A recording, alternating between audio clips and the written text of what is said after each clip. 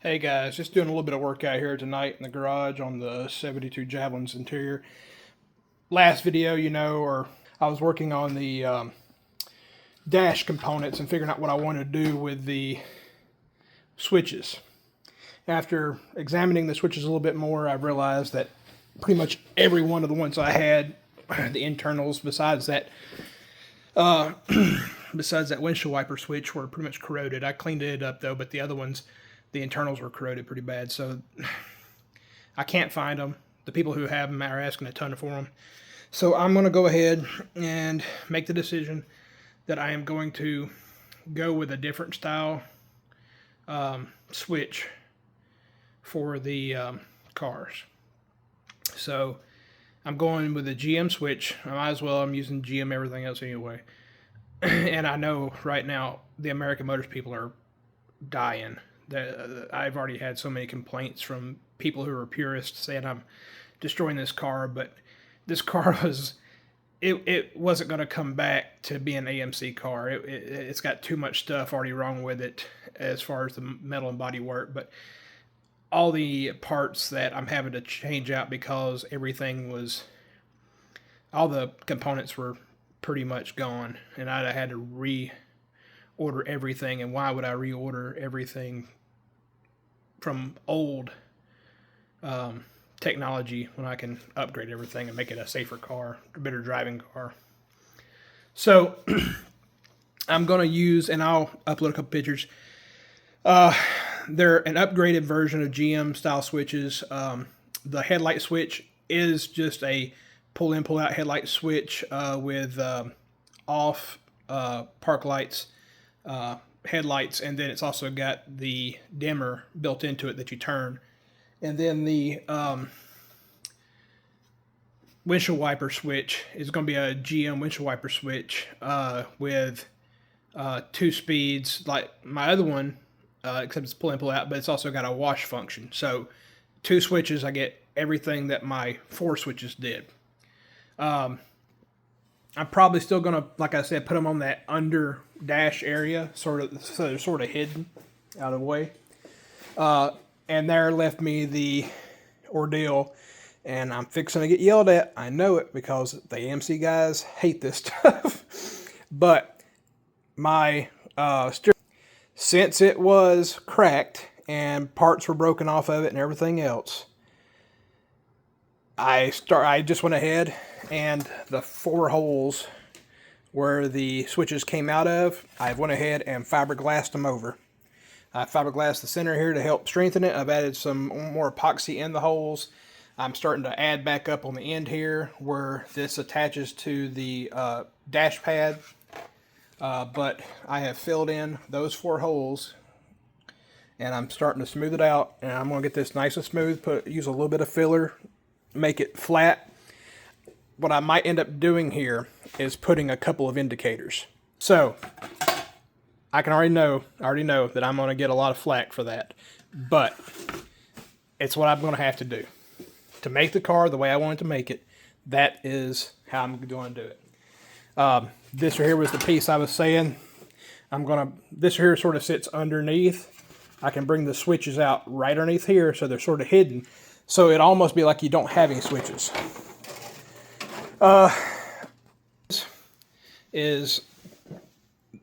There is a little computer box that you can get to use with these old switches that will give you automatic lights. It has the photocell with it and everything. It hooks up with these older style GM switches.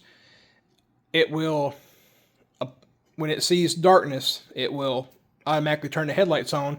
And then also, if you have your windshield wipers on, it will turn the headlights on. So in rain driving with the headlights. So it's a smart one, but it also has a switch where you can actually turn that little computer off and have it completely off. Where my gauges are, it was, uneven. I knew I was going to do something, so I'm going to fiberglass it up and then recut my holes for the gauges and also for the vents. The vents, because as you can see, the vents for the AC, the AMC, you had your vent hole and then you had your adjuster. This side over here, it didn't have an adjuster, but it just flexed, and then your adjuster was in this. I'm going to fiberglass this all up, cut my holes for the gauges, cut the holes for the new vents I'm getting, because the ones I'm getting, an aluminum bezel, one from the aftermarket AC system, because these were brittle, messed up. That's why I'm having to do all the fiberglass and everything else, is to make it strong enough. But the newer ones are nicer. Everything's built in. I don't have, and the sizes. The size of this is not a normal size, so I'm having to sort of make the vents just a hair bit smaller. It's the same way on the dash pad, and I'll show you what I mean. The dash pad, this one right here, it's pretty big, and all the aftermarket AC vents are crazy. So this one here, like it's 2.5 inches by 4.5. This one is over in crazy. It's a angle. It's not even a square hole. So I've got to do something different with it, and therefore I'm going to make probably an aluminum bezel that covers this up and holds the vent. Same thing on this one here, angular aluminum bezel that'll hold that vent. I'll do one layer of this. I've already got the top side. I got 3 of the top sides here cut. So I'm going to do a layer of this first, then this one on, then another one, the second one on, then third one up there. And I'm gonna they sort of fold into each other, so it'll all mesh together. And I did it that way so I didn't end up with anything too bad on the creases up here. But after I do that, I can smooth that out, and then I can do whatever I want to with it. I can do whatever trim panel, whatever. So this right here will pretty much stay solid until I get ready to cut it. And what I backed it with was some aluminum tape behind it, just to hold everything, hold the epoxy flat. And but I'm gonna get this done, cut it out for tonight. Gonna do it probably first thing in the morning. I might video it, we'll see. I've mentioned it before when I first started taking the car apart that I'm probably going to do a trunk battery relocation kit to clean up the engine bay. But I'm also looking at Painless Wiring has a trunk mounted fuse panel, which would actually be kind of nice.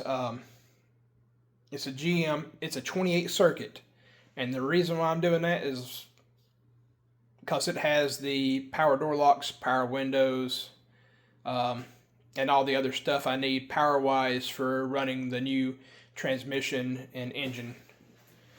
And then all the lights and stuff. And since all my lights now are going to be LED, headlights, the marker lights, tail lights, everything are LED. And I should have in the tail light panels here this week, and I'll make a video on those and show y'all how they fit in.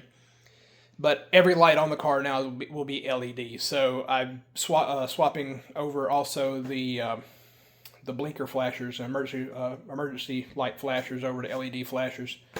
So, but I've installed one of those painless, actually 2 of those painless systems in the past, and they are awesome. The instructions they give you, they tell you, how to wire up for if you want to operate a certain way or not, and the wire is actually labeled every foot. It's ink printed. Well, I don't know. It's laser printed on the wire every foot. So no matter where you are on the wire, you know where that wire is coming from and going to. So I'm going to run all the wires that run up to the front through a piece of flex conduit. It's one of the things I've learned. Get some of that. I forget what the stuff's called. It's like a flexible seal tight conduit.